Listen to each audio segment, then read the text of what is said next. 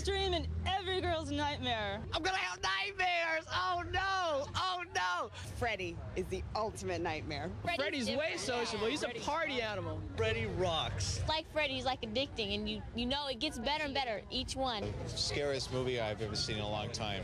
I don't think I'll sleep tonight. Wes Craven's Nightmare on Elm Street is an absolute classic, and it still holds up to this very day. Its supernatural elements combined with horror really make it a thrill to watch. Craven really pushed the boundaries when it came to making a slasher movie that really stood out from the rest. Now, this film is not a senseless high body count slasher movie. There isn't a bunch of filler characters just for the sake of having more kills throughout the film.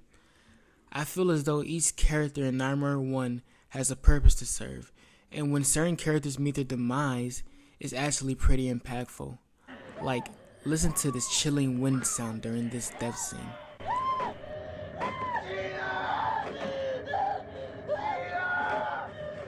Initially, Craven proposed the film to several production studios, but with it being violent and too similar to other films, he got rejected multiple times. When it was all down to the wire though, Craven went to New Line Cinema. At the time, New Line was a very low budget studio, but they still agreed to produce the film. And The Nightmare on Elm Street became New Line's first commercial success. After that, the studio was nicknamed as the house that Freddy built. The idea of being killed within your dreams, a very vulnerable state, is very clever and is something that only Craven would think of. Although Craven did have some inspiration from articles that covered Cambodian refugees. These refugees had fled to the US due to war and genocide in Cambodia, and due to the slaughter and violence that they witnessed, the refugees experienced intense nightmares that made them refuse to fall asleep. A handful of them died tragically in their sleep, and medical authorities called the spectacle Asian death syndrome. Yeah, the film's set play is very unique and irregular, just as much as the villain of the film, Fred Krueger. During the time that this film released, a lot of the slasher villains wore masks and didn't speak very much. Craven, on the other hand, did not want to follow this formula. He wanted his villain to be scarred as opposed to having a mask, and he wanted him to talk so that he can be able to taunt his victims. Watch this.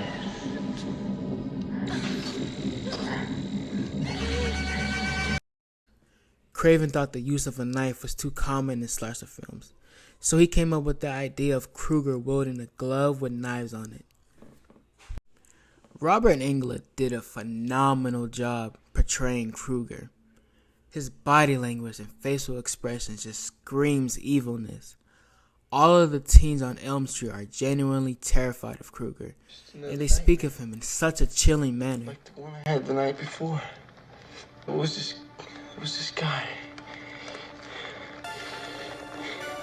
He had knives for fingers.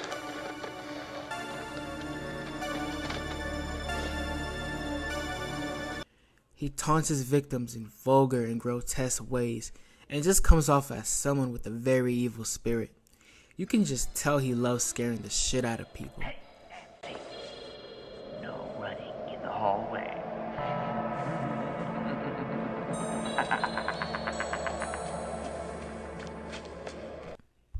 In this movie particularly, Freddy is very ominous and mysterious. His face is hidden within shadows a lot of the time, and he doesn't have many lines. He's even more mysterious if you go into the movie completely blind, because they don't even explain his motivations until the second act of the film. For about half of the movie, we don't even know why this guy is doing all this crazy shit, which makes his initial demeanor way more chilling. After Freddy's debut, he would later become a pop culture icon, having toys, TV shows, and many sequels to the franchise. This was kind of weird because most pop culture icons during the time were the good guys like Axel Foley or Indiana Jones, not a child murdering serial killer. But who can resist the charm and wit that comes with this guy? I mean, just look at him. England really puts on a show with Freddy, and it's hard to imagine anyone else playing him. Well, I mean, there's this, but we all know how that turned out. Ironically, though, England was not the first person who was officially casted to play Krueger. Originally, David Warner was casted to play Freddy Krueger. Yeah, they even had makeup tests performed on Warner, and it didn't even look bad on him. But he had to drop out of the project due to scheduling conflicts. But it was all fate, though, because they eventually found Robert Englund. Initially, though, Craven wasn't too impressed with Englund at first sight. Throughout his audition, though, he was really impressed with Englund's ability to access the dark places of his mind and convey a genuine sense of evil. Englund was able to do this, but he did not let the evilness consume him, which is pretty hard to do as an actor. Plenty of other actors were strongly affected by their dark roles and felt threatened by it overall. Englund knows Krueger's corruption was not who he was, but he could definitely go there. Englund's chilling performance was complemented with chilling storytelling as well. The film's story follows 4 teens who all live in the same suburban neighborhood. They start having these intense nightmares, and it becomes a daily topic in their conversations. Things get kind of strange once they realize that their dreams have many uncanny similarities. Fingernails? That's amazing you saying that. That made me remember the dream I had last night. What'd you dream? I dreamed about a guy in a dirty red and green sweater. Nancy, you dreamed about the same creep I did. And when they start to die within these nightmares, that's when things get stressful and coffee gets used like water. The outside world can't tell exactly who's responsible for these murders, so it adds a murder mystery element to the film. Later throughout the film, it gets revealed to us that the guy who was haunting their dreams is a man named Fred Krueger. Back when he was in the land of the living, this man was responsible for the death of over 20 children. He eventually got caught and was convicted of being a child murderer, but he was set free when someone forgot to sign a search warrant. The parents in the neighborhood were not pleased with this, so they decided to take matters into their own hands.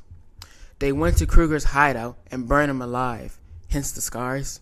I'll be back! I'm free!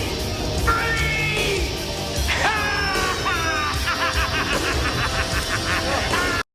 Now, Krueger is back, but in the form of a dream demon. He wants revenge on the parents, so he goes after and murders their children within their dreams.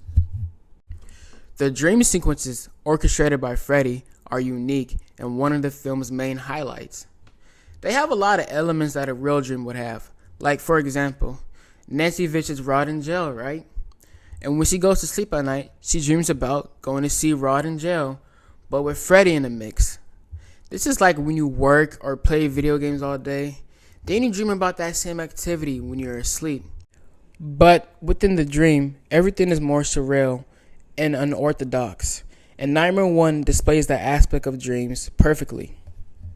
The dreams also have weird and obscure transitions, like jumping from a boiler room into a front yard. Kind of like how a real dream would transition. In this one scene, Nancy is seen dozing off in class while someone is giving a presentation. She quickly wakes herself back up, and the person who is presenting starts speaking in tongues. Then, when Nancy turns, she sees her deceased friend inside a bloody body bag. At this point, you realize that this is a transition from reality to the dream world, which is done very seamlessly. A very common setting within the dreams is the industrial one. The movie never tells you the exact reason why, but I'm pretty sure it's because Krueger murdered his victims within the boiler room, back when he was still alive, of course. Same type of room he died in as well. Overall, though, the dreams feel so surreal, and Krueger appears very threatening within them. It's like you're in a dimension that's very similar to reality, but feels like absolute hell. The strong lead protagonist of the film, Nancy, is the most conscious and self-aware character out of all the teens. When all her friends are getting picked off one by one, and on top of having countless near-death experiences throughout the film, her life becomes very frustrating and very stressful. In fact, she gets stressed to the point where her hair literally starts turning gray. Nancy tries to tell her parents that she knows who's responsible for these murders. He didn't hang himself. It's this guy. He's after us in our dreams. But it all sounds too unrealistic and no one really believes her. This is very frustrating and disheartening for us as an audience. Like, you want her parents to believe her so bad. As for Nancy's mother, she is clearly in permanent denial and completely delusional when it comes to Freddie being the cause of the murders. She believes that Nancy is the crazy one and just needs some rest. Even though she literally witnessed her daughter wake up from a nightmare with razor cuts in her arms and an old-ass hat with someone's name on it. Yeah, the parents are practically one of the villains of the film. I mean, they are responsible for Kruger's demonic existence. And when someone like Nancy tries to tell her mom about Kruger, she gaslights her into thinking that she's the crazy one. Like, is she trying to convince Nancy that Freddy isn't back, or herself? I feel like deep down in her subconscious, Nancy's mom knows Kruger is back, and her daughter is paying for her sins. The guilt and surrealism that it comes with makes her so anxious that she denies it and uses alcohol as a coping mechanism. At least, that's what I infer. Overall, though, Nancy represents the typical teenager who experiences many traumas, like the death of a friend, mommy and daddy issues, near-death experiences, and there's kind of like little undertones of like rape. Alright. Quick little fun fact. Did you know that the actor, I don't know if I'm pronouncing this shit right, but Luis Garcia was high out of his fucking mind during several scenes of the film? Due to Garcia being homeless and depressed, he was hooked on heroin, unfortunately.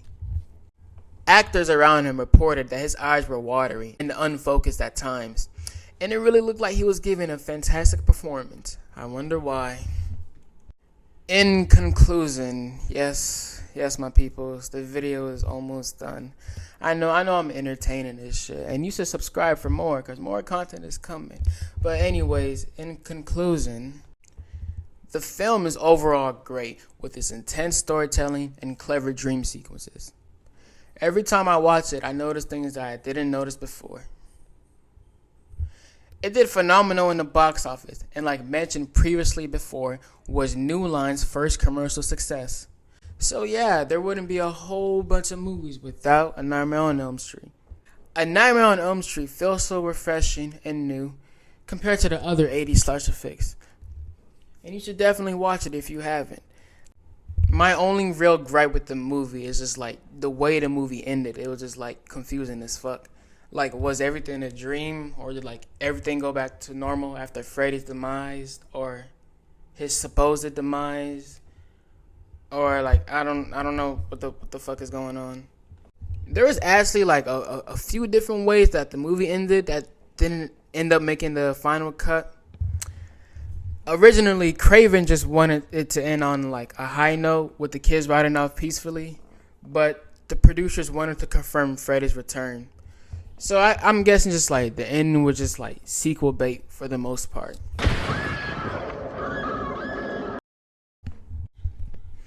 Now, one thing I see people complain about is when Freddy is struggling to kill Nancy, a little teenage girl.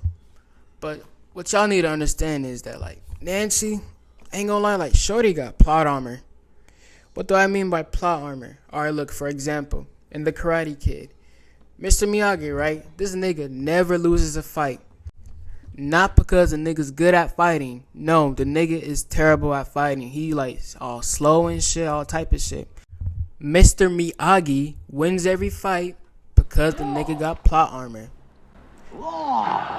Now let me go back to Nightmare on Elm Street, right?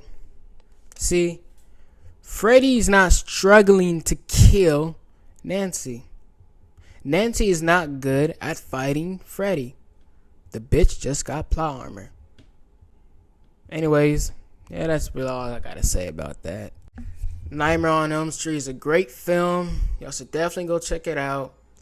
I know a lot of my young people, my young peers, like, they don't watch shit like this. Go ahead and watch something like this. It's cool. It's entertaining. It's classic. You feel what I'm saying? Check it out. It's a great movie.